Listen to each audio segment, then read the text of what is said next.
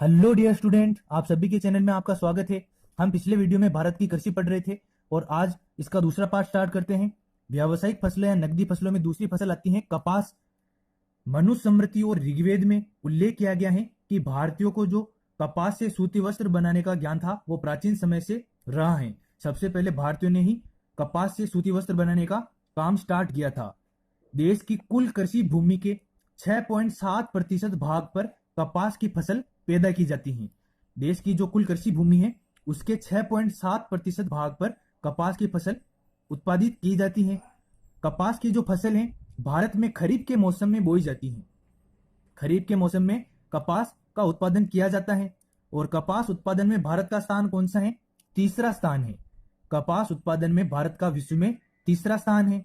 और कपास की फसल को उगाने के लिए काली मिट्टी तथा हल्की बारिश और 210 पाला रहित दिन और खिली धूप की आवश्यकता होती है।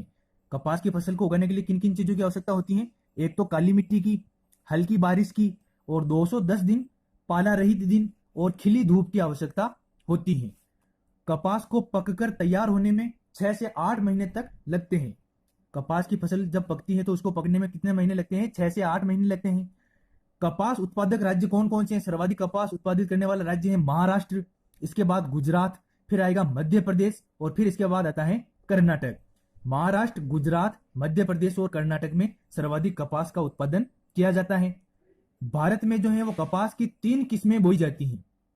भारत में कपास की 3 किस्में बोई जाती हैं। पहली आती है लंबे और महीन रेशे वाली कपास। लंबे और बारीक रेशे वाली कपास जो है उसे अमेरिकन कपास भी कहा जाता है, जो कि उत्पादन का 50% है। अमेरिकन कपास कुल कपास उत्पादन का 50% है 3 किस्मों में से, जो कि उत्तर पश्चिमी भाग में इस अमेरिकन कपास को नरमा कहा जाता है। और उत्पादक राज्य कौन कौन से हैं इस अमेरिकन कपास के? पंजाब, हरियाणा और राजस्थान। फिर आती है दूसरी कपास, मध्यम रेशे वाली कपास, जो कि कुल उत्पादन का 40% होती है। और ये महीन रेशे वाली और लंबे और महीन रेशे वाली कपास कितने उत्पादन प्रतिशत था इसका? 50% था। दूसरी है मध्यम रेशे वाली कपास, जो कि कुल उत्पादन का 40% है, जिसका गुजरात, महाराष्ट्र, हरियाणा और आंध्र प्रदेश में उत्पादन होता है। फिर आती है छोटे रेशे वाली कपास, जो कि कुल उत्पादन का 10% है। तो याद रखिएगा, अमेरिकन कपास जो है लंबे और महीन रेशे वाली 50% उत्पादित होती है। फिर आती है मध्यम रेशे वाली कपास, जो कि कुल उत्पादन का 40% होती है। फिर आती है छोटे रेशे वाली कपास, जो कि कुल उत्पादन का 10% उत्पादित होती है। देश में कपास उत्पादन और उत्पादन क्षेत्र की दृष्टि से गुजरात पहले स्थान पर है, महाराष्ट्र दूसरे पर और आंध्र प्रदेश तीसरे स्थान पर है। तो आप याद रखिएगा कि सर्वाधिक कपास उत्पादक करने वाले राज्य हैं महाराष्ट्र, गुजरात, एमपी और कर्नाटक, जबकि उत्पादन और उत्पादन क्षेत्र की दृष्टि से गुजरात पहले स्थान पर है, महाराष्ट्र दूसरे पर और आंध्र प्रदेश तीसरे स्थान पर है। फिर आती है तीसरी नकदी फसल चाय। चाय जो है इसकी खेती रोपण कृषि का एक उदाहरण है। रोपण कृषि का एक उदाहरण है। प्रमुख उत्पादक राज्य हैं चाय के असम, पश्चिमी बंगाल, दार्जिलिंग और जलपाईगुड़ी। इसकी पहाड़ियां हैं, जलपाईगुड़ी जिले की पहाड़ियां तमिलनाडु और केरल में। तो प्रमुख उत्पादक राज्य हैं असम, पश्चिमी बंगाल, दार्जिलिंग, जलपाईगुड़ी की जिले की पहाड़ियां तमिलनाडु और केरल। भारत जो है विश्व का अग्रणी चाय उत्पादक और निर्यातक देश है। विश्व का सबसे अग्रणी उत्पादक देश और निर्यातक देश कौन सा है चाय का? भारत है। फिर अगली नकदी फसल आती है कॉफी।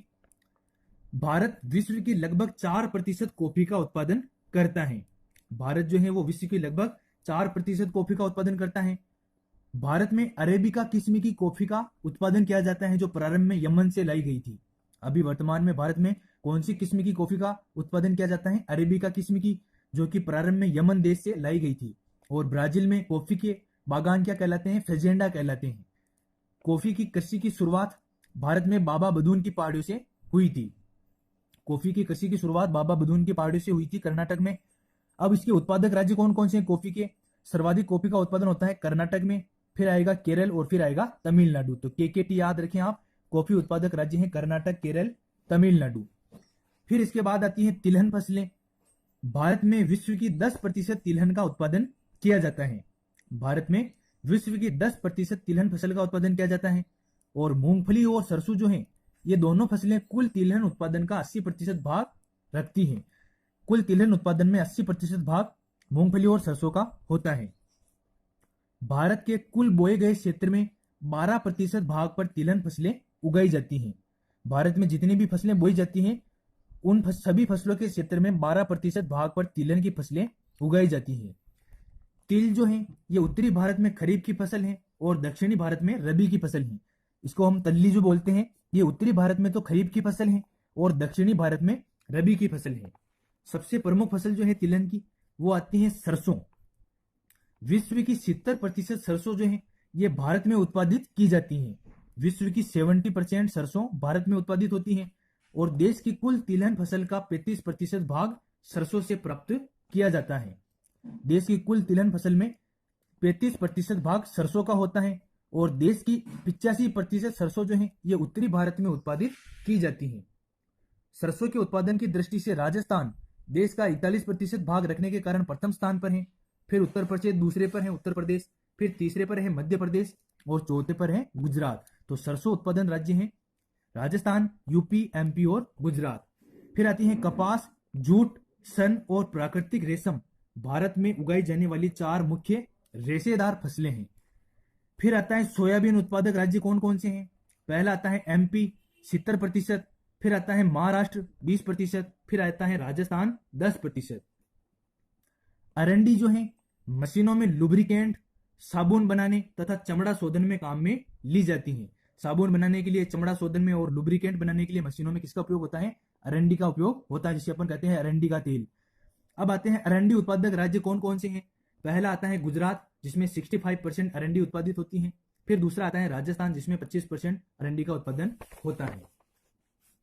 अब आता है भारतीय अर्थव्यवस्था में कृषि का योगदान क्या है। कृषि का योगदान रखती है भारतीय इकोनॉमी में। तो कृषि जो है भारत में 55.6% जनसंख्या का प्रत्यक्ष रूप से रोजगार का साधन है। कृषि जो है भारत की 55.6% जनसंख्या का प्रत्यक्ष रूप से रोजगार का साधन है। कृषि सहायक जैसे पशुपालन, मत्स्य पालन के साथ साथ उद्योगों को कच्चे माल की आपूर्ति भी करती है कृषि, जो कि एक अप्रत्यक्ष आजीविका स्रोत है। 1951 में जो योगदान 1993-94 की कीमतों पर 55.11% था, वह 1990 में 44.26% रह गया। 1951 का जो दशक था उसमें कृषि का योगदान ज्यादा था, लेकिन 1990 में 44.26% रह गया। फिर 2007 में 1999-2000 की कीमतों पर 44.26% से घटकर 17.8% रह गया और 2015-16 में 2011-12 की कीमतों पर कृषि का योगदान कितना रह गया है? 15.35% रह गया है। मतलब कृषि का योगदान भारतीय अर्थव्यवस्था में घटा है। फिर आती है रोपण कृषि। ये एक प्रकार की वाणिज्यिक कृषि होती है और ये उद्योग और कृषि के बीच एक अंतरापृष्ठ है। मतलब उद्योग और कृषि के बीच एक सेतु का कार्य करती है ये रोपण कृषि। रोपण कृषि से प्राप्त सारा उत्पादन उद्योग में कच्चे माल के रूप में उपयोग किया जाता है। खेती की लागत को कम करने के लिए सरकार जो है वो नीम लेपित यूरिया के उपयोग और जैविक खेती पर जोर दे रही है। खेती में जो लागत आती है ज्यादा, उसे कम करने के लिए सरकार जो है नीम लेपित यूरिया के उपयोग और जैविक खेती पर जोर दे रही है। खाद्यान्न उत्पादन बढ़ाने के लिए सरकार ने सोयल हेल्थ कार्ड और प्रधानमंत्री कृषि सिंचाई योजना का शुभारंभ किया है। खाद्यान्न उत्पादन बढ़ जाए इसके लिए सरकार ने कौन सा सोयल हेल्थ कार्ड लागू किया है? सोयल हेल्थ कार्ड और प्रधानमंत्री कृषि सिंचाई योजना का शुभारंभ किया है। ये इंपॉर्टेंट फैक्ट याद रखिएगा, प्रधानमंत्री नरेंद्र मोदी ने 2022 तक किसानों की आय को दोगुना करने के लिए कितने सूत्रीय कार्यनीति योजना की परिकल्पना की है? 7 सूत्रीय कार्यनीति योजना की परिकल्पना की है। सिक्किम देश का पहला पूर्ण जैविक खेती वाला राज्य है और ये क्वेश्चन जो है अभी रीट 2017 में आया था। सिक्किम देश का पहला पूर्ण जैविक खेती वाला राज्य बन चुका है। यह आपकी हो गई भारत की कृषि। अगले वीडियो में हम पढ़ेंगे भारत के उद्योग। तो पढ़ते रहिए आपके अपने चैनल के साथ। मिलते हैं अगले वीडियो में। जय हिंद, जय भारत।